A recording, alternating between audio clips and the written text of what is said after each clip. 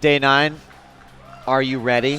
Oh, I'm ready for this finals. Yeah, he is ready, guys. Welcome back to MLG 2010 National Championships. I want to say this button does not actually want to go back on, There we go. There we go. I can't even get it on. I have bad hand-eye coordination, but there, we have done it. We have made it all the way to the finals. These two players have both advanced through the winner's bracket to the winner's bracket finals, where even though TT1 lost, he hopped right back into the grand finals. These are the most undefeatedest players here. Yeah, and Jinro surprising everyone here. By the way, thank you, crowd. I love that energy. Yeah, excited for the grand finals here, as we are as well. Again, Jinro really impressing me throughout the competition. There, and let's just take how about we give them a round of applause. You guys are awesome. There's HD right there. Sign, yeah, we do know Idra lost. We heard those results. And there's so many of the players from that tournament up in the front row. There's the whole MSI team. There's TT1, Great tour. who we will be casting in just a moment. That was awesome. I wish we could have been out there a little I bit. know. But that's okay. Guys, Jinro played so well. Again, a lot of people know that he's over at Korea for Team Liquid, know that he's gotten an opportunity to practice with some of those guys. Even said in an interview that JP did with him that he was on the B team. The B team. Well, guess what B team gets you with that sort of practice, that sort of dedication, and that sort of motivation? It will get you undefeated in the grand finals against TT1, where now we will have an extended series between these two players. That's right. In a lot of double elimination tournaments, it is 2 best-of-3s from the person from the loser's bracket and 1 best-of-3 from the person from the winner's bracket. But there's a special situation where, because these players have played before, we will begin the series with TT1 down 1-2. Jinro will start with a 2-1 lead, and whoever gets to 4 wins first is the champion. Right, so TT1 has a 3-game battle that he must win, 3 games decidedly, in order to become the champion. Jinro has the advantage of only having to win 2, already winning the first series 2-1. Now we're going to get this game started here in just a moment, but before we do go into the grand finals day, this weekend we saw so many phenomenal matches. And I don't mean to put you on the spot, but is there any one particular match that you just want to recommend to the folks out there? I know some people didn't get a chance to watch the whole competition with us here, but are here for the grand finals. Any matches that you say people must go watch this? I do think that the 2 series with Idras are huge recommendation. The Nazgul versus Idra and the Select against Idra, because of the fact that that was a huge upset twice. Idra really is one of the strongest players alive right now, but when it is a best-of-3, anything can happen, and their opponents did play great. Of course, the Jinro against Sock series, if not anything but for that second game on Desert Oasis, one of my favorite maps and one of the longest games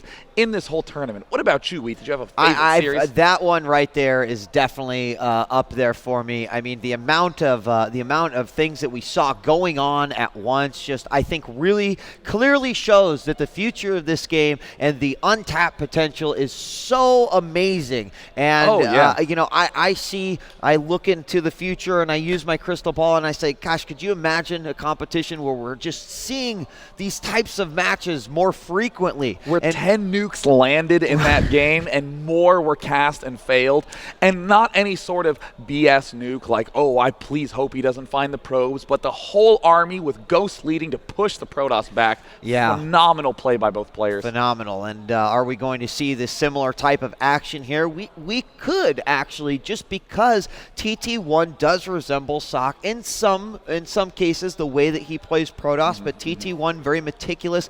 I think he should be called the perfectionist, because everything just does seem, I mean, you may not know, it could be an AI on the other side. Like, his brain's just working that well. A very good one, mind you. That's right. I mean, to be entirely honest, TT1 doesn't do anything particularly crazy or out there or creative. He's not a player like the little one or like Jinro, who is always coming up with something new, but the amount of really clever timing pushes that he does, and just his overall well-refined play has brought him here. I think that his series against Machine, one of the first series we casted today, is a prime example of that. So many Protosses were losing really tough, bitter games to Zergs, but TT1 seemed to be in control from start to finish. It was amazing watching the times where he was able to push out and put pressure on Machine. Yeah, and I mean, honestly, that play held true in his last matchup versus Pain User. I mean, he had a very, very straightforward plan of keeping Pain User in his base,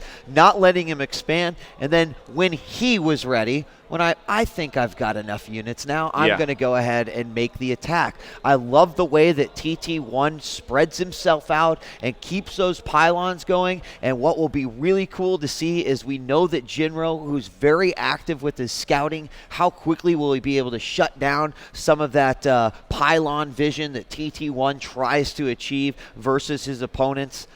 He's getting set up right now, but this is certainly going to be a phenomenal, phenomenal grand finals here to wrap up the year at MLG, the 2010 National Championships. And keep in mind, both these players are battling it out for $6,250 for that first place prize. Second place player, of course, will not be going home empty-handed either, close to $4,000 going for that second place. Now, one thing to keep in mind, I said it before the break and I will say it again.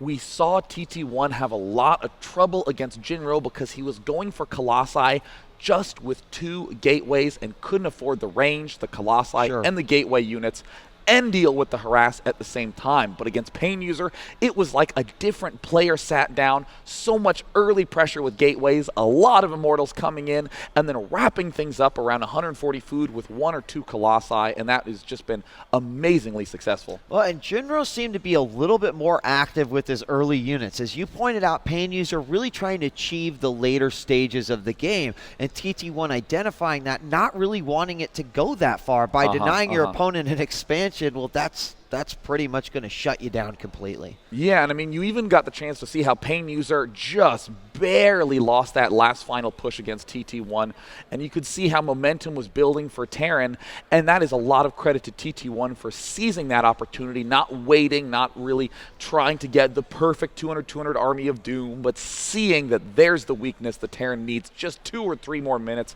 and I'm not going to let him have it.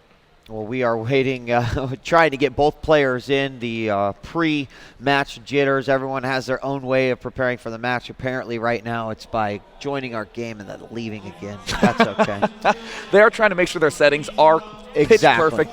The map is going to be Blistering Sands, which we've seen as kind of an anti-Terran map. Zergs have been very, very good about busting down the back door, but Jinro has really shown that trend wrong by playing a brilliant mass barracks ultra-fast stim play against Liquid Rhett to knock him out 2-0 on that map. And again, that was Rhett's choice going into that second game. So now we're here on Blistering Sands, and I think this might be one of the first PVTs we've seen on this map. I think you're right. I'm trying to sort through my mind. I don't know if it was the first, so I cleverly dodged by saying one of the first and then giving the attention to you to see if you knew about it. And then just be like, yeah, Day, you are absolutely correct. I say true things. That is absolutely right. So TT1 coming back in the game. We're waiting on Jinro right now to get ready for the grand finals. I understand there might be a couple of Team Liquid fans out there in the crowd. Just heard. Are there any Team Liquid fans in the crowd? There's like one. Oh, second time's the charm. I heard. Yeah, they didn't get my cue, guys. Well, that's because they were hanging on your every word. Said, are there any Team Liquid fans out there? And they went, yes. What do you want us to I'm do? a Team Liquid fan. That's me. And then, yeah, it makes some noise. Are there any TT1 fans out there? Yep. And, of course, TT1 from Fnatic MSI. 3 players came from Fnatic to this tournament. We had Greetorp, we had Sen, and, of course, we have TT1. And I think a lot of people were surprised to see that not Sen or Greetorp was the one that was going to be in the grand final, but TT1, who has had almost no televised matches in this series. Has had almost no televised matches in any of the MLGs, making an amazing showing here at the National Championships. There you go, Jinro fighting. There's Greatorp right there. Yep, representing, getting ready to rally the troops for his team here. And there's Cats and a Cool little hat. All of Team Rut there in Root Gaming. If we could try to see if Jinro We're going to try to get Jinro. He's declined our lobby invitation before. It's like, you will wait for me, and that's fine here as we get ready for the final matchup here for the MLG 2010 National Championships.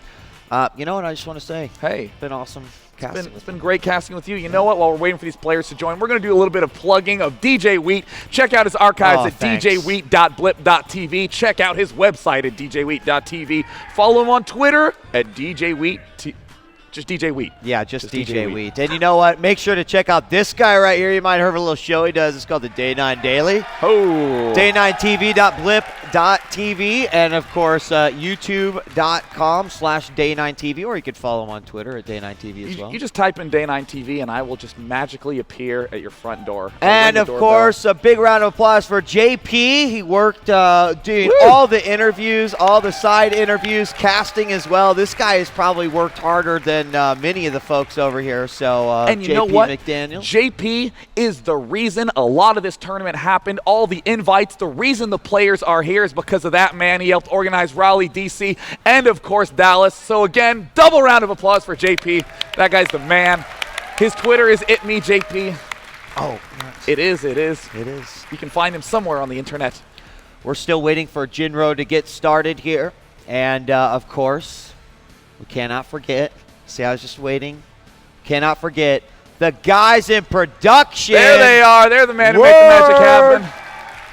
Yes, the guys in production. All day long, you see these guys like they are so detailed. They could be playing a game of StarCraft. They're like so, and then things finish up, and they're like, oh. But they love the games too. They're totally getting into it. Talk to all of them. They really like to, of course, get involved with the games, learning so much about it. How about we give some more shout-outs? How about Ryan Moore? Give Ryan Moore a shout out, our illustrious tournament organizer, and I really will say this man has made this tournament run so smoothly. He has been on the ball with getting those matches started, because even in all my years of playing, there have been so many tournaments where you never know when the matches are going to start. The games don't get casted on time. We're there till 4 in the morning, but here we are. It is only the early afternoon. We are about to go into the grand finals. Everyone can get themselves a nice tasty sandwich, a cold brew, and tune into the grand finals of TT1 versus LiquidJinro. That's right. One other group of folks that we need to thank. I talked to many of them. I talked to guys that came here from Florida, guys that came here from Minnesota, guys that came here from California. These guys flying out here just to spectate the great matches here at the MLG 2010 National Championship. The whole crowd, you guys are wonderful. All the communities who have been watching on the internet, of course. Team Liquid, Gosu Gamer, Something Awful, Penny Arcade, Reddit Gaming, Reddit StarCraft, NeoGaf, all the wonderful folks out there who tune in and give us the support for esports. They're the ones who really make it happen. Love to see it grow. Love to see it. So I thought third time might be a charm here for Jinro. Let me see if I can chat to him and say, Jinro, are you surfing forums? I actually wonder if we did catch him last time. Yeah, last time he was just, All right, he is on his way down right now. He is, in fact, heading down this way. But, of course, since the camera is not on him, we can actually make up whatever truth we please. He's probably surfing the forums, being like, all right, guys, here I go. I'm in the finals. Wish me luck. And Team Liquid is very happy, of course, that they are in the finals. They had a phenomenal showing, and maybe, just talking a little bit about that, did have a few placement shifts, in this competition. Some players that you expected to do really well maybe not performed up to their potential, or had some matchups come into play that they just could not get past. All of the great teams that came to participate, thanks for coming out. Yeah. We're, of course, going to love to see you expand and grow and get ready for 2011, because I'm sure it is going to be bigger and better and more awesome than it could ever be. So I look forward to that. And it looks like the map is actually going to be Delta Quadrant. Thank you. Will be the map for this first one. We talked about Blistering Sands because we thought that is what it would be, but instead, no, it will be Delta Quadrant, a map that we have seen very little of in this tournament, with, of course, the notable exception of Select against Idra, with that very, very well-executed proxy Makarax play.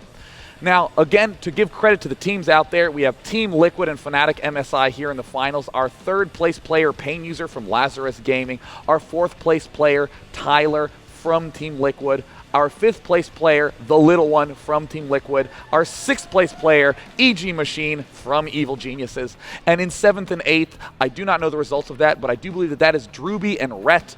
Drewby from Root Gaming and Rhett from Team Liquid. Phenomenal performance by Team Liquid, having 4 of those top 8 slots and potentially the #1 slot coming up. And, you know, I did actually have Rhett, my Zerg brethren, pick to win this whole thing, but I just want to say, watching him play at DC, really, really excited to see him play, making the switch from Brood War over to StarCraft 2. I felt like he played phenomenally here at this competition. Don't think I've ever seen a Zerg hit 200 as fast as that guy with just about every upgrade you could possibly get. Look forward to seeing Rhett continue, not only internationally, but here abroad in the United States and North American competitions. Absolutely. I mean, Rhett is one of those players who played Brood War for so many years, and he would stop for 6 months, and the instant he picked it back up, he would skyrocket to the top. In fact, last time he decided to casually pick StarCraft up again. He went to South Korea to compete as a pro gamer on the Eastro Pro team, so very, very strong player, and here he is in StarCraft 2. Like you've been saying multiple times in this tournament, only played for about 3 weeks before DC has had about another 3 weeks leading into Dallas, so if you can beat one of the best players in the world, the most feared player at the tournament, given the interviews that we've seen, in just 6 weeks. I mean, it's really incredible to think what he'll do after winter break. We also broadcasted several games over the course of the weekend, but remember, it would be humanly impossible to cast every single match out there, and that is why the lovely admins here and the support staff at MLG are putting together the replays for you to check out. Make sure that you are hitting up MLGpro.com throughout the week and throughout the tournament to get those replays of your favorite players, et cetera, et cetera. And they're actually being uploaded really, really fast, especially if you contrast it with all the other tournaments that have gone on over the years. Just stellar organization at MLG. In fact, all the games that I wanted to know the results of, when I got here this morning before we went live, I just watched them on this computer and checked them out. Again, that is why I'm continuing to reference that Jinro against Rhett game. Definitely check those out for a very solid way to open as Terran against Zerg. And it looks like we have one of the players in the game. We have TT1 in the game, ladies and gentlemen. Big cheer for having at least one player in the final. Yes, of course, the crowd ever excited to get this match started, as are we. I mean, you can't see this, but I'm like bobbling my legs up and down. I'm giddy. He's pretty happy. Really, I mean, it has been a battle for these players to get here, and I think it may have been the 2 players that were perhaps least expected to be in the grand final. I think you're right. You know, it's so easy to go with the previous, look at the historical data of who's won Rally and who won DC, and then sort of formulate a top 8 based off of those results. But with more players, with international players joining even more, with a lot of the players that got their first tournament experience at Rally in DC now being much more comfortable with their play in this environment, I don't think that you could sit down and predict anything like what happened here at this competition. And that's one thing that has been particularly exciting for me, because people still love that stereotype of everyone in Korea is obviously a better player.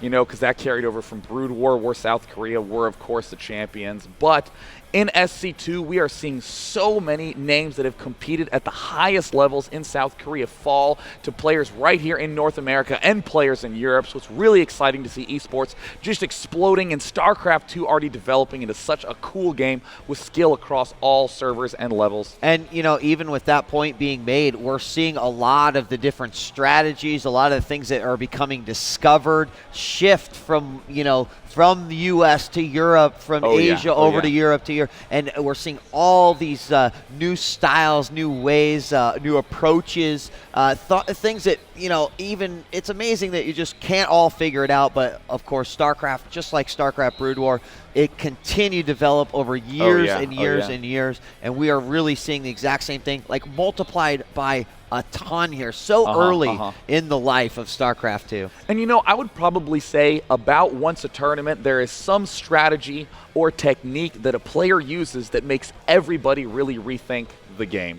And for me, I really think that Pain User's late game transition to the Thors and the Banshees against Protoss, how we clearly saw that Tyler was in an amazingly good position on Kulas Ravine, but suddenly Thors and Banshees and Blue Flame Hellions come out at the 20-minute mark and just dominate. I think a lot of players are going to be relieved to think, oh, I finally get to stop making Marines and Marauders. Yeah, absolutely. And you know what? Some players are really enjoying that style too. You know, we sort of saw it begin to develop out. A lot of the Koreans going with these heavy bio-only builds and using, you know, sort of their insane micro and their great timing to win games. And we'll start to see that refined even more as players pick that up and go, how can I make this even better, or how can I make it work more for me? And then it defines a new type of style, etc. Very cool to see. And one thing that I liked about the Zerg play that we saw at this tournament, I would probably say that right from the early days of StarCraft release, from that July 27th launch date,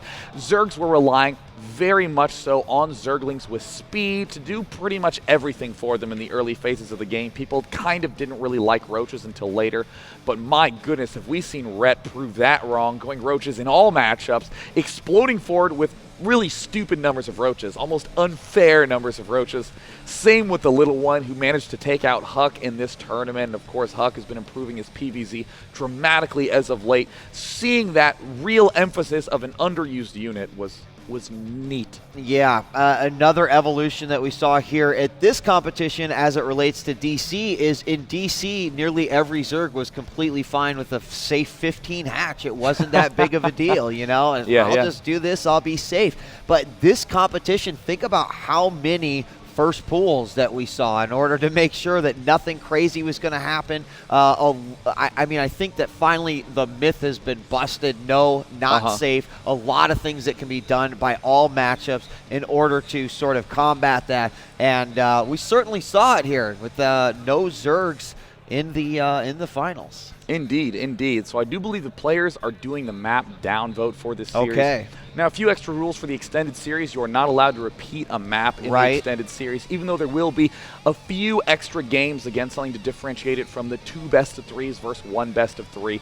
So I'm pretty excited to see. But they still veto only 1 map, right? Yes. Okay. They don't get any sort of additional veto because there are 9 maps in this map pool. It could go on to 7 maps. Cannot have any maps repeat in those games. So definitely going to be a chance for the players to see a little bit more variety, for the observers to see a little bit more variety as the crowd is continuing to swell here. Yes, it is. Yes, it is. The area around the main screen where all of the folks are watching here live from the Hilton Anatole at the MLG 2010 National Championships. It's slowly, the wings are starting to spread out and more people are getting in.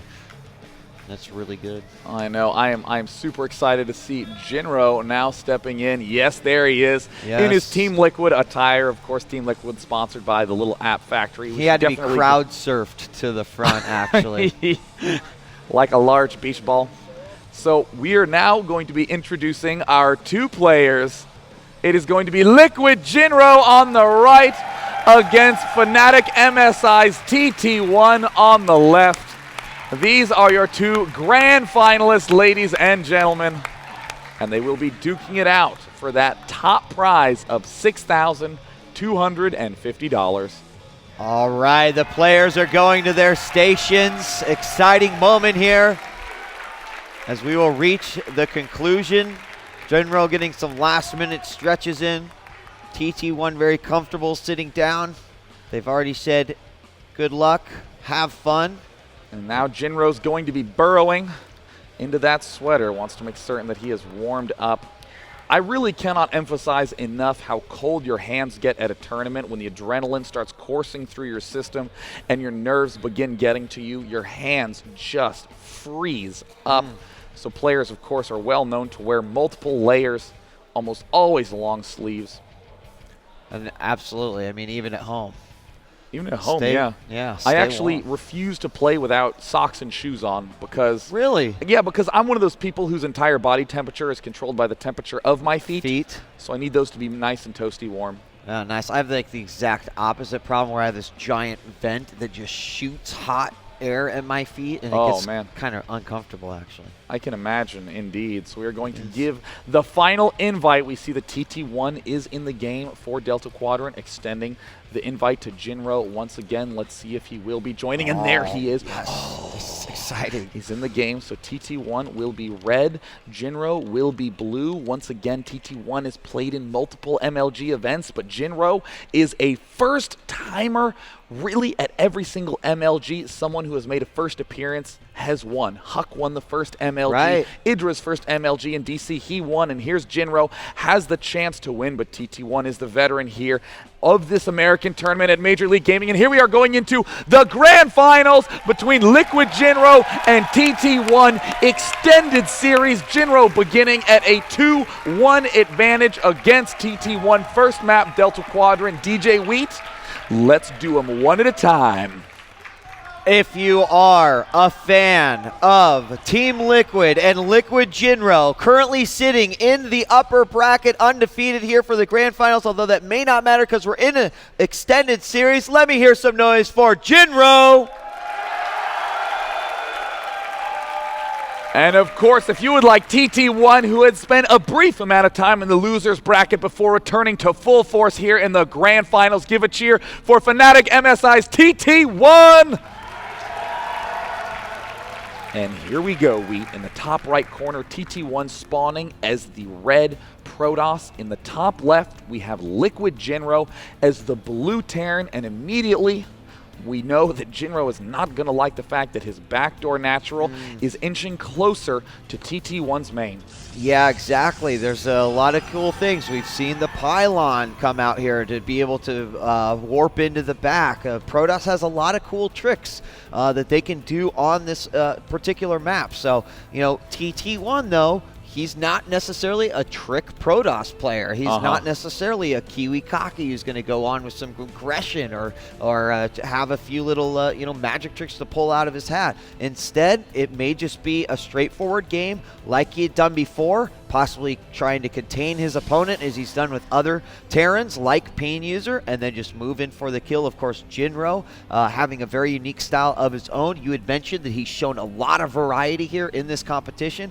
Could be exactly the case here for the finals. Looks like Jinro is throwing down his barracks and taking a refinery immediately afterwards and sending out an SCV scout. Will he be going to the center first? Yes, indeed, he's going to be stopping by that Xel'Naga watchtower. Wants to get the maximum vision range around the area, and then he'll be darting directly to TT1's main. And because he comes from the center, really absolutely no idea where Jinro is if you are in TT1's shoes. We've got the gateway going down initially here for TT1. His gases just now warping in, and he will see this SCV making his way into the base. And Jinro actually turned around there momentarily, then decided to move forward here as he gets his first look at TT1's base. Now, this is a very unusual map, Delta Quadrant, because of two things. Every expansion, well, there's actually 1,000,001 expansions on this map. And, oh, accidentally missing the probe. Will retreat back to pick that off. Did he see the other barracks? No, indeed he did not.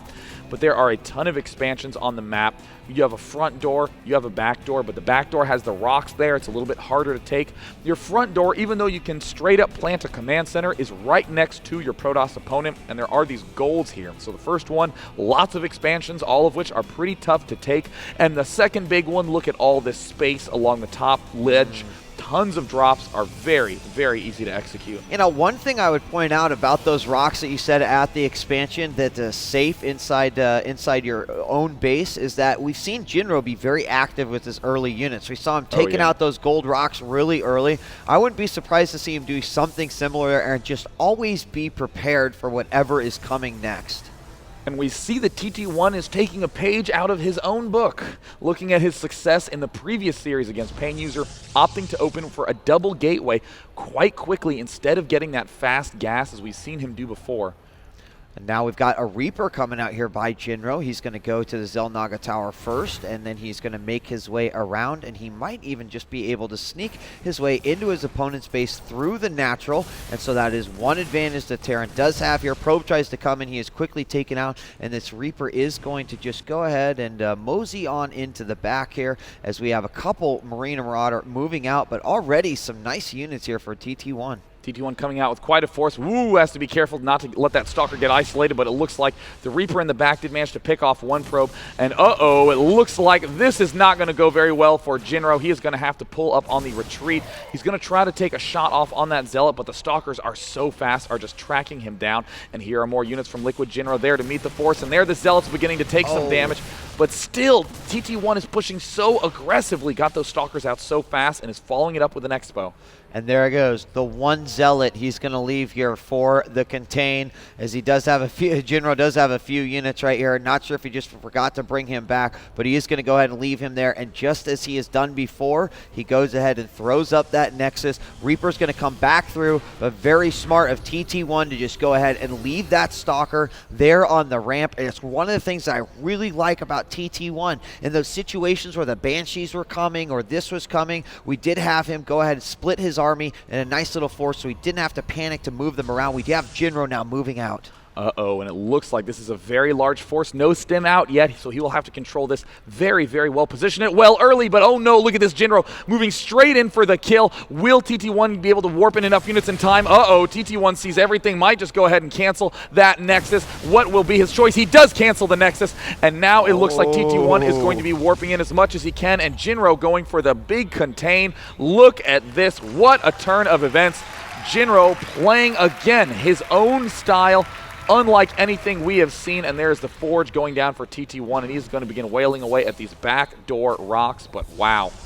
Very sudden turn of events. Jinro is basically doing at the front of TT1's base what Pain User was having to do inside his own base. Whether he watched those games or not, or maybe was analyzing what was going on, he's basically doing exactly what TT1 was trying to accomplish against the other Terran players that he was playing, denying them that expansion. But as you can see, it is a complete role reversal. The Nexus was canceled, the CC is going up now, and he will have his expansion before the Protoss user, which of course on this particular map means that you've got to break down these rocks in the back and put it there. So Jinro's taking this opportunity to take the front of his base. He wants to have that expansion up as fast as possible, so we won't have time to knock down these back rocks.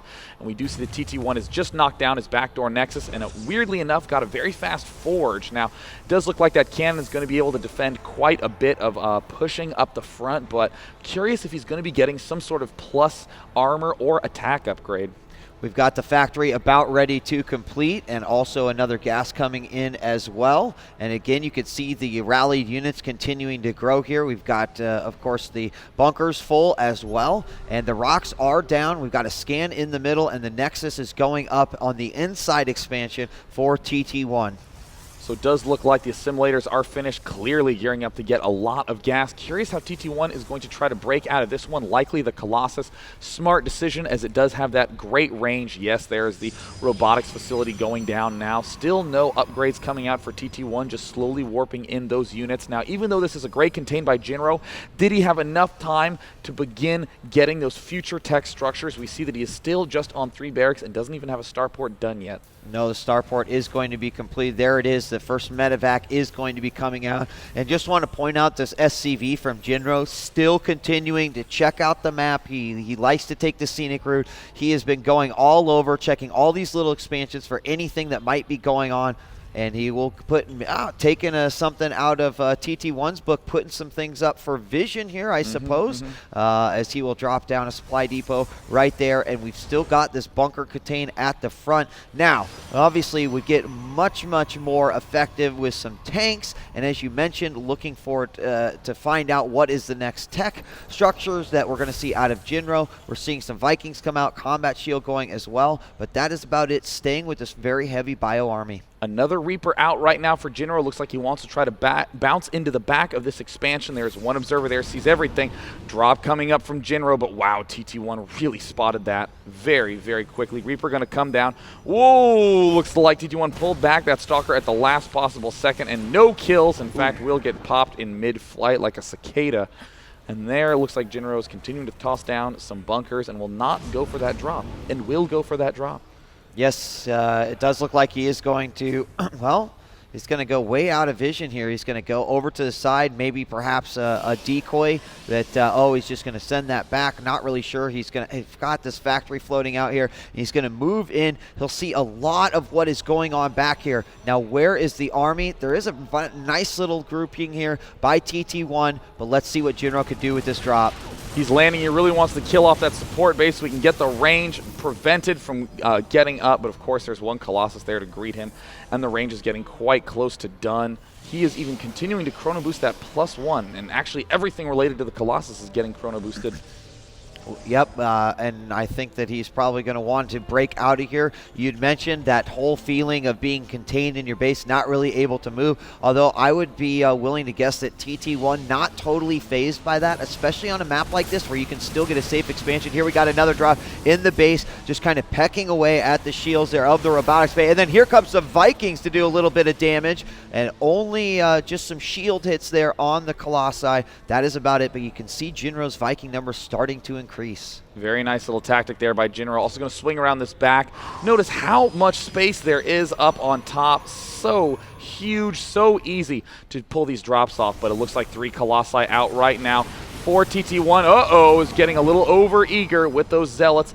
Does need to use these Colossi to pick these off from the high ground, but here comes Jinro with a drop in the back. Yep, drop going in near the inside expansion. He is going to go ahead and plug away at that cannon that's firing away. It actually takes out the medevac. He'll stim up, take out that cannon. Meanwhile, at the front, no action as the entire army for TT1 tries to move into this position. These units will have nowhere to go and will be taken out. And there they are trying to stim and kill any last probe that they can, do any permanent damage. We do have the Twilight Council down. Could be for +2 attack. Could be for the Zealot with leg speed. Likely going to be a blink upgrade, as that is a very popular way to pick off those Vikings. But it looks like the scan from Jinro, and he's increasingly getting concerned and building bunkers back and back.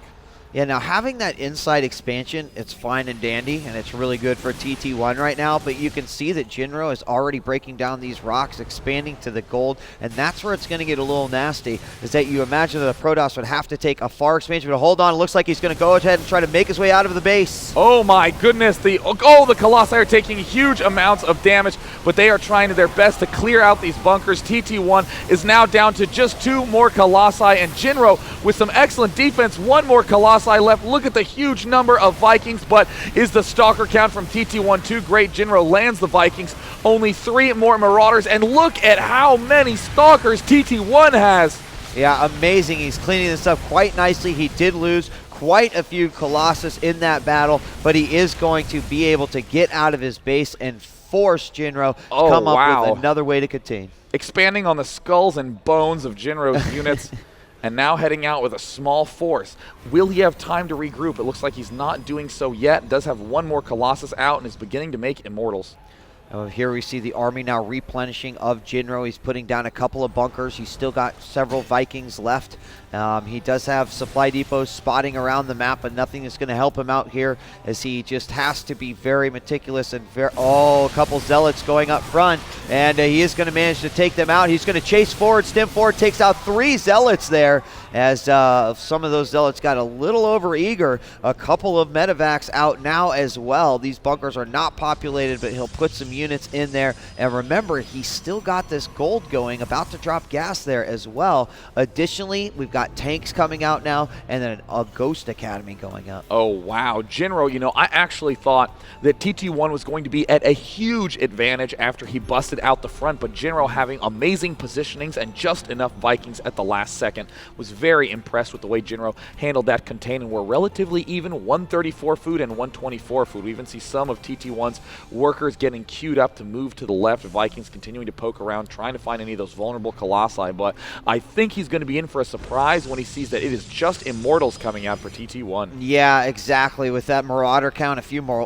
few Immortals in that army are going to make a huge difference, and let's see what he's going to plan to do with those Ghosts. You had mentioned that it's a unit that Jinro does like, and he's used them to great effect versus the Protoss. And here's the move in with the probe. He's going to find the gold expansion, and TT1 goes, wait a minute, and is going to be gearing up to do a big push. And it looks like Jinro is splitting up his units a little bit, so it could be a great arc for Jinro. Amazingly good arc for Jinro, but there are some great force fields. Those Immortals are now darting to the front. There's no more Colossi on the field, and it looks like Jinro is doing a ton of damage from all sides. Oh my god, workers coming into the fray. How does Jinro have that many units? That arc was gigantic, and is now pushing back. The Immortals were not enough. TT1 is going to need to warp in a miracle army fast. And he might be able to push these units all the way back to the expansion and then find out that there is nothing left for TT1 to defend with. He's going to continue to move forward. And there's the good game. And Jinro now leads the extended series 3-1 with his first win in the grand finals. I really thought TT1 was going to win that game. I mean, he had like a 40 food lead during the contain, but when he busted out, they were so even. And then when TT1 took that expansion, I was almost certain he was going to be sprinting to a 2-2 final. But Jinro, just playing very, very smart after he lost that contain, immediately geared up with defensive play at his front. And we'll be finding out from our player, TT1, what his map selection will be, and he's going with steps. Steps of war. We've seen the 3-gate and the 4-gate contains coming out of TT1. We've seen the early pressure that even forced Jinro to make a bunker at his own ramp. He is choosing steps of war, an extremely small map, and I do think that that will attune well to the style we've seen in the recent games. All right, well, we're getting everyone into the second game here as Jinro does lead the series, 3-1, excuse me. We're going to get Jinro added as well, and we will go right into the next game here of the grand finals at the MLG 2010 National Championships. Just absolutely love that StarCraft 2 is on the circuit here for MLG, and the great support of all the fans and all the players that have come out just make it that much better. Here we go, bringing Jinro into the game, and we will get started here as soon as the players are ready to rock and roll. And it looks like Jinro will be playing Terran. He was initially random, but decided to go back to the race that he has only played. And both players are ready. We are starting Game 2 of the Grand Finals. Jinro is up 3-1. And if you would like LiquidJinro to close it out with this game, give a cheer for LiquidJinro. And if you would like TT1 to plug in that life support, bring a few games back, and come out of the coma to win MLG, let me hear it for TT1. And it should be, you know, this is game point for Jinro. So even though it is TT1's map choice, Jinro has like an amazing amount of freedom right here. He's a couple games ahead. He knows that he can make a mistake if he needs to. Of course, no player is going in like, yeah, I'm going to make some mistakes. It'll be cool because I got another map I can play. No, but just having that comfort level is really, really nice in a tournament setting. Absolutely. All Jinro needs to think is that this is a regular practice game to play just like he does at home, except that this one is for $6,000. Sure. Yeah. So Jinro does this very clever move where a lot of people will rally to different mineral patches, but notice how he's already making a little pair here, trying to optimize the miner's efficiency long before he gets saturated. Notice another little worker pair here. Notice another little worker pair here. These minerals have been completely untouched, as has this one and this one. And he's just doing that very specifically so that way when he cannot afford to focus on the minerals, the SCVs will know clearly where to go. Look at the APM of TT1 right now. Wow, I would venture to say that he would like to win this game. It is off the charts. Off the charts. 480 up there. And he said he's gonna keep that going the entire game. You know, that is one thing that many players do in order to maintain that sort of focus. They get that surge of adrenaline and they just use it to full advantage and try to wake their brains up by having their hands spam as much as possible so that, again, they continue to be warm. There is Jinro's Ode to Pain user there at that supply depot. And in the meantime, getting barracks and refinery. We've got the first scouting workers going out right now, and they will meet in the middle along with that Ursadat calf. And, oh, it looks like Probe's going to actually come back around. Doesn't want Jinro to come in, and he must have, I don't know, he must have just A-moved over there or something. He wanted to really get a hit off on that SCV. Moving on forward now, see the orbital coming up. Of course, the gateway's about ready to complete. And one thing that's been really cool about TT1 is I really like how you had mentioned his building placement, where he decides to put everything. Once again, cybernetics core in the back, giving him a little bit more vision. Also, less surface area for any drops to actually happen back there too.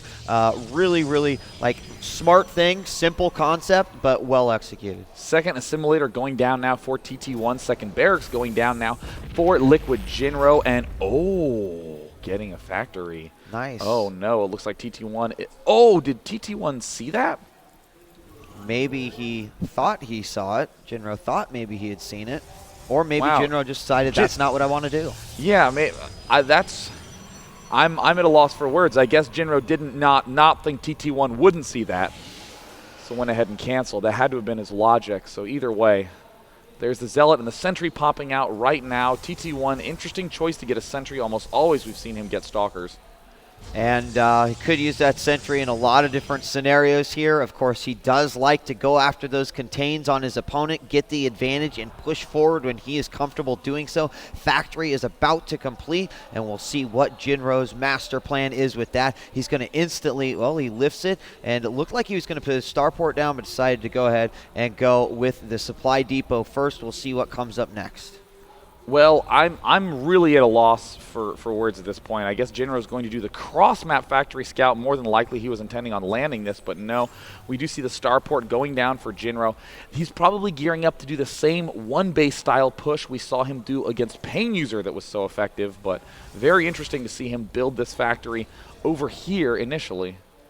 He's floated it over, not doing anything with it quite yet, so we'll keep an eye on that. Of course, TT1 with this little patented little army that he gets, and you'll just see this grow exponentially like a bunch of gremlins in a pot of water just poured on them. All of a sudden, he'll just have 1 million units and try to push out with them. Very, very interesting the way that he plays. The bunker is up at the front. Starport is going to switch on over to the tech lab. See what comes out here as the first Marines also hitting, and there is the Cloak and the Banshee. Cloak Banshee coming up. First time for LiquidJinro, but on this map, notice that there's all this space back here where a Banshee can pop up, hit the natural, and then retreat again, but it looks like TT1 is getting warp gates, and there's the robotics facility coming out, so his observer will be out in more than enough time, and even planting pylons up at this top, or even scouting here. Very, very smart. I would not be surprised if he did put pylons up here. Again, we've seen TT1 really want to have vision of the map. And then, of course, you've got Jinro, who is always out scouting. He's got an SCV here at the natural expansion of TT1, just checking things out. And we do have Stim going down as well. Already Robotics Bay going down. Wow, a one-base Colossus push. And this is very clever by TT1. This is the sort of timing that clearly shows experience. A lot of times players will take that first observer and just send it cross-map, but here you always want to keep your observer, your first one at least, with your main army, because it is the worst feeling in the world to get to his base and go, oh, he could make Cloak Banshees, and then in your mineral line is a Cloak Banshee. Right, yeah, and they are very, very slow, so you've got to be careful, just as Day said, to make sure that you've got good management of those observers. You never want to lose them on the map because they're really hard to find. And here we go. We've got a Banshee coming in through the back. Cloak is finished, but as you can see, that observer is right there. He'll actually move out of the way just a little bit, start working on these probes. There's 2 probe kills down. There's going to be a third, and oh no, Jinro does manage to get spotted. He will be able to escape with the Banshee in time. TT1 could have controlled that a little bit better, but there is a Colossus coming out right now. More Stalkers, but with every little bit of gas spent on a Stalker, that's less gas for that essential thermal lance upgrade. A Raven comes out as well. We've seen Jinro do this before. Also helps if that observer comes over and tries to pick anything off. This Banshee now going to sneak around to the expansion. Oh, look at this SCV that was scouting there. He's just going to pair him up right there, and he's going to go right past them. Don't know if he even got vision of... Oh, no, he doesn't have vision of him moving out right now. So there may be a nice little surprise knocking on the door of LiquidJinro here in just a moment. Oh, Jinro just got stim, but hello, SCV. Huge army. army invading right now. TT1 is leaving some of those units behind, but this is the all-in play that he clearly planned to do for this win. And here comes the Zealot streaming in the front. Very nice. There is the Guardian Shield, and amazing force fields get thrown down. That Banshee is trying to do as much damage as possible. This Colossus has annihilated everything. It is just Stalkers and one auto turret, and he is pulling back. He doesn't have the Observer in the rest of that army. He is desperately trying to get the obs up there as fast as he can, retreating, but it looks like both these Banshees are really low on energy, and they are already taking some hits. If this Observer does get there, that could be terrible for Jinro. Yeah, he was almost able to take out that Colossus, but he did hold it off, surprisingly enough. Not left with a whole lot of units today. A Marauder, a couple of Marines. Of course, he's got a Raven out again, unless that's the same one. Not sure. I thought he had taken out. And then a couple of Banshees, but this push, number 2, just might be too much. He is now moving in with the Zealots. There is one sentry there. He's advancing forward. It looks like he's doing a good amount of damage, but there's the mass repair on those Banshees. He's trying to target fire him, but he is losing a lot of units. There's only one Marauder in this force, but TT1 will be forced to pull back again, and wow, Jinro even pulling everything off mining. I'm just wondering what Jinro is going to do at this particular time. He's only got 3 racks up. Of course, the starport as well. He's getting a few more Vikings out. His Viking number's pretty decent, but where is the ground army? That's the scariest part of all of this. And now we see the Nexus going down for TT1, feeling very comfortable in the position that he's in. Factory still floating over here for Jinro, not really doing much of anything, in that pylon in the middle as well. But when you know that there's an army that big out there, you can't really extend yourself out and take it out. Probe is also going to come over here and scout the third. A big theme we've seen so many times in TT1's game is some huge attack or some huge pressure immediately followed by pulling back and expanding. We saw him do it with the 4 or 3 warp gate, and now with this absolutely zany 1 Colossus no range rush against the Terran opponent, and TT1 is playing this off marvelously and might be going in for kill attempt number 3. And here we go. Zealots put out up front. Oh, and he just now salvages the bunker, the exact anti-timing, and now getting sprinted on by this huge force. The Colossus taking a lot of hits. Will the Marauders be enough? Ooh, the Colossus goes down very, very quickly, and here we go. Is going to move his army back and forth, and I think with some good micro, he might be able to at least repel this, but he's still going to be hurt. Jinro is going to move forward. A very nice little retreat move there by TT1, but Jinro is looking awfully broke. I mean, look at these mineral patches. He only has 6 remaining and is getting his command center. TT1's going to be very happy to have killed off that Raven. But, I mean, it's a lot of Marauders, a really big threat. He could begin making some Immortals. Oh, what was the... Oh, he's going to land his factory right in the manufactory. Oh, man. Now, that is going to actually glitch the AI quite a bit. TT1 having the nerves get to him, is not actually mining at all. Is too nervous about this front attack. He doesn't actually see it. Wow. And here's the force from Jinro. Jinro might be able to push in for the kill right now. And there's the stim. He is going for it, but the Colossi needs to do huge damage and is at half health. And there the Colossus falls. All the medevacs are down now, and then begins the mining of TT1. And Jinro is going to be repelled in this attack. And something is coming out of that factory right now. There is going to be a Hellion coming right on top of that mineral line as it is being built. He has not gone back to attack it quite yet. Here we go, TT1 moving back, but more impressive is the fact that it bought him some time. Yeah, and this is an extremely even game. TT1 is ahead with 80 food to Jinro's 70, and Jinro has a very, very limited army. It is just Marauders at this point, and he is about to mine out from his main, so he's going to have a hard time getting too many additional unit-producing structures. Jinro trying to move to the edge to pick off that geyser, and it looks like he is loading up for a drop attempt. Yep, he's going to move his... There's lag in the game right now. We will be, DJ Wheat. Stegs it. No, wait for it. Okay, and it looks like I am pausing the game. All right, so it looks like DJ Wheat's casting computer is starting to churn out. Whoa, I am not touching a thing on my computer. I am too scared to let this game finish, because if this was a regame, that would be an absolute tragedy. Agreed. Wait for the official. Yeah, it looks like there's instability on the servers right now. We're just going to hold where we are. Again, that is one problem with trying to connect with things on the internets. So we will just go ahead and hold on. This is talk about where we're at here at this time without giving away anything since there's nothing but silence going out here for the players. Going to try to let this sort of smooth itself out, and we did obviously see that noticeable lag there. Back and forth pushes. This game has actually been quite exciting for a Steps of War matchup. Some nice contain. I wanted to go back and talk about the salvaging of the bunkers at that point. You were talking about how it was the anti-timing. Will you talk a little bit about that play that we saw there? Initially, I thought it was going to be the anti-timing because the size of TT1's force was really large and in general would be able to crush Jinro's force. However, Jinro did have the advantage of being on the high ground, getting the arc. He was able to micro his units very, very effectively and to pick off that Colossus on the way up. However, I actually think it turned out to be just the right time to do it in retrospect because if TT1 had gone up and seen 2 bunkers, TT1 would have pulled right back and kept all those units alive. But he didn't see the bunkers.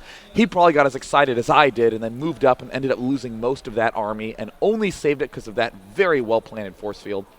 Okay, well, we haven't seen any more waitings come up, but we are going to get the official word before we resume the game and get started here once again. This is the Grand Finals, an extended series between LiquidJinro and FnaticTT1. Wow. And we do have Jinro in the lead, 3-1. We've paused momentarily to make sure that everything will sort itself out. And once we get the A-OK, the go-ahead, we will go ahead and begin. So, some amazing stuff we've seen this game. I'm looking at the mini-map right now. I don't know if the players have their headphones on, but hopefully they'll cover their ears because there is this drop coming right by the natural. Literally, perhaps the most uncomfortable time for both players. If you are moving in for a drop as Jinro, and you have about 12 units total. I'm actually looking at the unit counting station, 14 Marauders. That's it. Oh. Uh-oh, please stay connected. You're looking at our screens, but you see this is exactly how I hold up my hands if I'm watching any sort of scary zombie movie. It's actually very true. I experienced that last weekend. Yeah, when we watched Walking Dead, and I was sobbing like a little girl. It was pretty awesome. It was pretty great. It was a pretty awesome scene. Sean all bundled up, getting scared. Yeah, it appears we still are having server instability, and this is probably the most uncomfortable time for Jinro because he has a drop right there that he wants to drop. It looks like they're making an official announcement on it. We will get word in just a moment, but I mean, it really goes to show that players absolutely desperately need good conditions. That's why they often take 5, 10, 15 minutes to set up, to warm up their hands, to make sure the mouse and keyboard feels right. And if all that is set up and the response time is delayed, I mean, a lot of these players can even feel 5 to 10 more milliseconds of delay than it's supposed to be. Yep, and we are waiting on server right now. Some great matches so far. Grand Finals is currently going on right now. 3-1 right now, as it looks like it clears itself one more time. I don't know if you guys have ever seen this waiting for storm. server, and there's just a surrender button. And if you're trying to build SCVs at the exact time that happens, you just sort of auto surrender. Yeah, that has definitely been one of the funnier sources of obviously all of my losses. All of them. Never actually lost a game for real. But now that's up on my screen and occasionally disappears, and I go, it's time. And then it comes back up, and it's not. So we will wait. This is a very anxious time right now, just quite frankly, because it's almost like watching an hour of a movie, and the movie's 90 minutes, and then all of a sudden, VCR eats the tapes. I know who uses VCRs anymore, David. Like 10 years ago when that happened, and then you're never going to get to see the last 30 minutes of it. Right here, right now. It's actually tragic to think that there's some kids these days who will never get the feeling of pushing a VHS tape. Or having to rewind for that. Yeah, having to rewind. Yeah, I mean, unless they, of course, bought the famous DVD rewinder. It was a great piece of technology that made a little splash. I made a lot of money off of that. What are you talking about?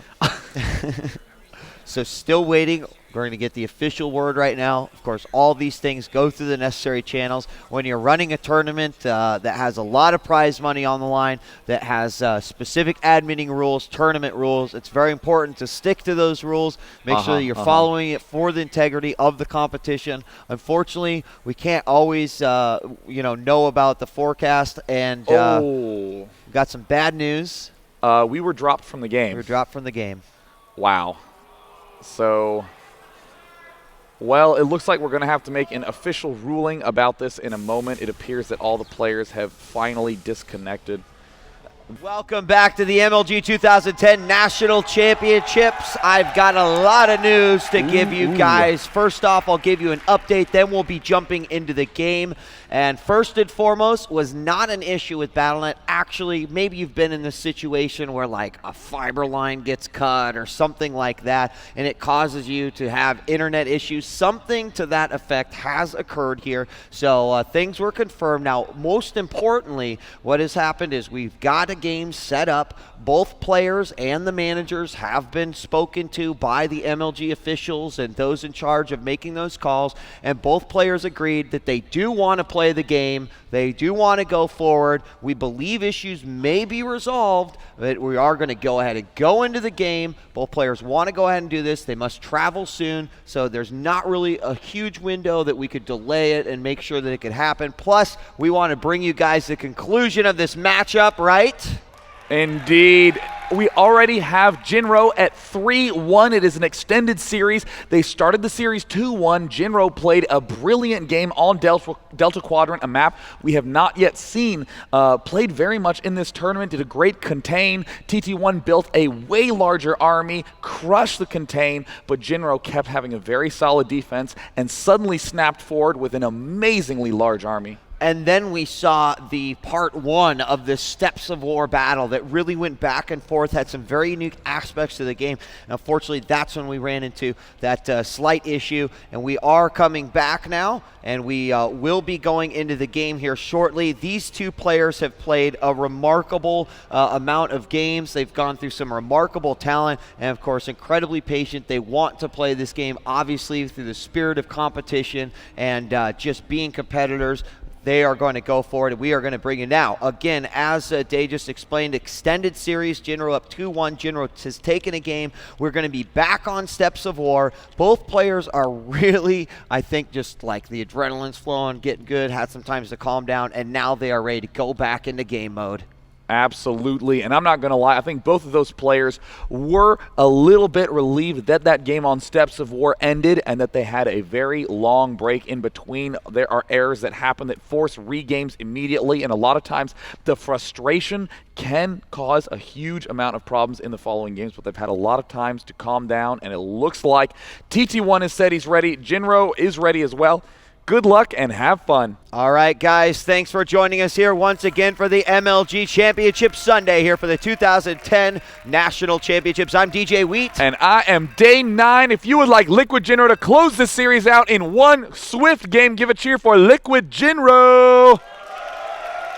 And if you want TT1 to bring it back in his favor and come back to take the championship, let me hear it for TT1.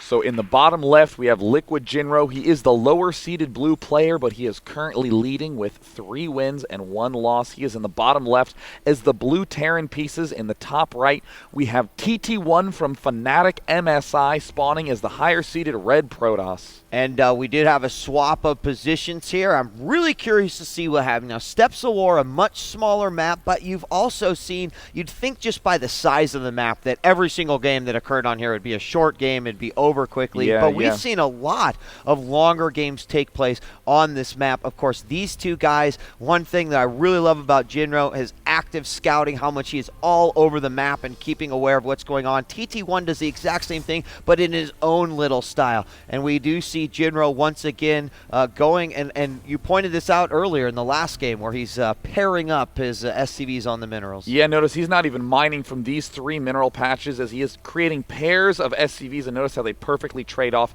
at the last second. Very good way to get your mining efficient. Not at the start of the game, but a little bit later when you start getting 20 or 30 workers. That early pairing will help out quite a bit. There's the barracks going down, and he is scouting for some sort of proxy. That would be a terrible way to open up with this long delay to lose to a proxy. That'll definitely do a big toll on your mental state, but instead just being safe. And we see back in TT1's base, he is playing conservatively and normally. Yep, going to drop that gateway, about 50% done right now. The barracks about ready to complete as well. And here we have scouting SCV from Jinro making his way through the center of the map. You see Jinro's base right now as his barracks is about to complete, and then he'll build a Marine and send him over to the ramp. And it looks like there's the high five. It seemed to be a little bit of an aggressive high five, kind of like a bully in a hallway in middle school, way back when bullies still existed. And there it looks like the Cybernetics core going down behind the mineral line again. No early Zealot yet. And a very fast second assimilator. That's a little unusual. We've seen TT1 go for very big warp gate plays in most of his recent PVTs. But again, just like in the last steps of War Game, getting the double gas. And this Marine does let this probe slip by, but the SCV's taking it out to take care of business. There's supply depot going down, and he'll continue to replenish. We got a second Marine out as well, and here we're going to have the factory over near the top once again. It looks like both players literally pretending to one another that that last game did not exist, and it looks like no TT1 not going for an early Zealot at all, getting a chrono boosted Stalker up ASAP. Curious to see if he'll do that fast Colossus rush again. Yeah, and that was interesting. You know, he pretty much did it off of a single base for the duration of that matchup, and then of course did get that Nexus down. It was about to be dropped, and of course that could have been all sorts of crazy. That whole game was wild, and I really looked forward to see what we're going to have here. We've got Warp Gate coming out, and a Sentry is going to be popping as well. And once again, we have a fairly quick robo facility. And we do see a reactor going down on Jinro's barracks, wanting to get a lot of Marines yet again. Looks like he is gearing up to do a similar build to what he's done in other games, doing a scouting factory, getting a fast starport, and probably going to be opening up with Raven. Doesn't want to do that cloaked Banshee play again, as TT1 is doing the very safe 2 gateway, 1 robo, could possibly be going for that Colossus rush again. And it looks like this Stalker, oh my goodness, Jinro's going to be surprised to see that. Yeah, and this SCV, again, doing a lot of active scouting around the map, and that's exactly the kind of thing that he wants to see. Any sort of units, any sort of maybe crazy proxy that TT1 might be doing, but of course, he's not really that style of Protoss player. Likes to play straight up, get an army he's comfortable with, apply pressure, sometimes contain, and move forward for the kill. It looks like the bunker is down for Jinro right now. It looks like he's getting a second barracks as well. Going to be a tech lab on that one. We do see the starport is going down. Probably going to be a Raven popping out, as we've seen Jinro really liked that timing push that he executed quite brilliantly against TT1 previously. Looks like he wants to go at it again. 1 Immortal being chrono boosted right now. 3rd gateway going down. Wow, TT1 might be going for a big 1 base bust, including the Immortals, instead of that Colossus. And we are going to see a factory coming in here. Unfortunately, these 3 units aren't going to be able to take it out very quickly. We've also got another Stalker warping in, and he's going to get great vision. He sees 1 gateway, 2nd gateway, and then the 3rd one being warped in right now. Also sees that robotics facility, and we'll probably see this Immortal pop out as well. So a great, super armored little observer right there in the factory. The factory will get clean read on everything. Looks like Banshee popping out now for Jinro. 2nd bunker going down. Nothing else really being revealed from TT1. He does have enough money to expand. Let's see if he does invest in that right now, and it does look like he's going for that. And in production, he doesn't have a single pylon being made, so he has pylon blocked himself. We see that probe is unable to get thrown down, so 1 pylon getting thrown down, and it looks like an expo will be up eventually. Oh, and that factory is going to fall, taking enough damage and burning, and here we've got an SCV moving forward, trying to get an eyeball on this army. We'll see that the probe is sitting here, and no Nexus has been dropped yet. Jinro going to kind of try to move around, but this army will move out to get rid of that SCV. There's also this pylon over here, again, used for spotting and warping in if he would need it, and also a Banshee is out for Jinro. He's going to continue to do this style of harassment play. I'm very curious to see the way that TT1 is going to move out. If he's going to be expanding, if he's going to be attacking. Jinro's entire style, as indicated by this 3rd barracks, revolves around his opponent expanding pretty early on.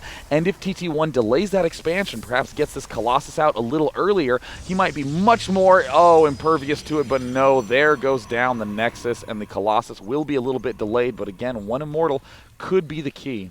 That pylon was taken out by the Banshee that is now making his way over to the natural expansion. We'll see that Nexus. No, he's going to go right to the back of the base and see if he can do any damage right there. He slips in, peeks, does see the Nexus is warping in, and now making his way to the back. You could see that this Observer is out, and of course he knew that Banshee was coming. That pylon was taken out, so he knew it was eventually going to make his way into the base. TT1 needs to be very, very careful. He is really walking on thin ice in this game. He's continuing to warp in gateway units 3 at a time, but look at this large Marine Banshee force. He's almost done with Combat Shield. There's the 2 Vikings coming out right now. Needs to kill that off very quickly, and there is the salvage on the bunker. It does look like TT1 is going to be able to scout, and he might even be forced to cancel this Nexus. He does have Stim already done. Concussor Cells is finishing, and so is Combat Shield. Still a little bit a ways away. The Nexus does look like it is going to go ahead and complete. And there you can see the whole army of TT1 in the back, wide open right now. Oh my goodness, it looks like TT1 is not going to be having his units split in half again, but he is going to be losing this, and it is going to be very hard to keep that Nexus alive. He is going to have to regroup if he wants to be able to win. It looks like there is the huge force moving forward. TT1 is starting to move. Oh no, is only having half his units go down to the bottom of the ramp. The rest are following from behind. SCV is taking a lot of damage, and there's the GG from TT1. The same timing push from Jinro. After a long wait, a fast, very, very well-timed push by Jinro allows him to take the series 4-1, making him the first place champion. Yes, and also an international player winning MLG, a big, big accomplishment. Yeah, that's right. And, of course, Team Liquid representing. These guys have been doing one heck of a job. They've been representing over in Korea. They've been, of course, training with OGS, another very high-profile Korean pro gaming team over there. And Jinro does an amazing, amazing job throughout the entire tournament, coming all the way to this point. He was not defeated in this competition. Yeah, he never lost a single series. We saw him have some very intense series, though. Definitely that game's against Pain User.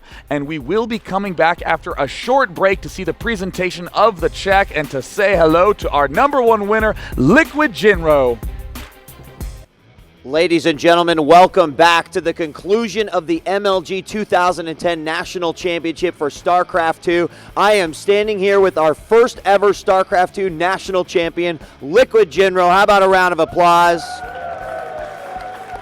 Jinro, how does it feel to be the first National Champion?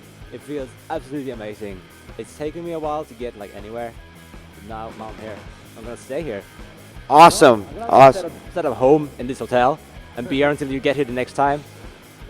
So you are ready to go. Now, we had 128 of some of the best players at this tournament, countless amount of spectators and crowd being here. Were there any nerves coming into this tournament? Yeah, sure, there's nerves, but nerves are not always bad. I mean, it's bad when it fucks up your game, but this was just excitement to play. You're nervous, you maybe make some mistakes, but you're also on edge. Well, let's go ahead and present you with the check for the National Champion of StarCraft 2, $6,250 for LiquidJinro. And now, while you hold this check, I have a couple questions of my own. Jinro, you've been in South Korea. You've been training with the other Team Liquid folks, of course, OGS. How much do you feel like that's prepared you for this tournament here today? Oh, it's been everything. I mean, you play 30, 40, 50 games a day. You're gonna get better. You're gonna get better. I have to give a huge thanks to everyone in the OGS house, all the Liquid guys, because I couldn't be here without their help. There's just no way, no way. So thanks so much. Now, one of my favorite games of the entire competition was the game between you and Sock on #2 on Desert Oasis. Aside from the finals, what was your favorite game to play here this weekend? Probably that game. That game. That was fun. It's so nice to finally win a game against Sock, because I played him a lot during the beta, during early retail, and I never beat this guy, ever. I always thought he was the best PvT guy in all of Europe, and now I finally get to win a game against him. It felt fantastic. Now, because you went over that hurdle and you were able to overcome that and beat him, did that give you a lot of confidence going into the later rounds of the game? Were at any point of this tournament did you say, I can win this? Oh yeah, I was never I'm gonna win for sure. But as soon as I beat Sok, I was like, okay, better than I thought I was, because you don't notice the improvement as much when you're playing in a team with 10, 15 other people are doing the same thing. Everyone gets better, but now I'm back in Europe and I can see I've improved a bit. Well, I think everyone else would agree, all of the crowd, all the spectators online as well. Of course, we want to give a cheer for our runner-up, TT1, also with an amazing, amazing performance. The cheer. There we go. And of course, I want to thank Day 9, JP, and everyone involved in putting together what was a great first year here at MLG for StarCraft 2.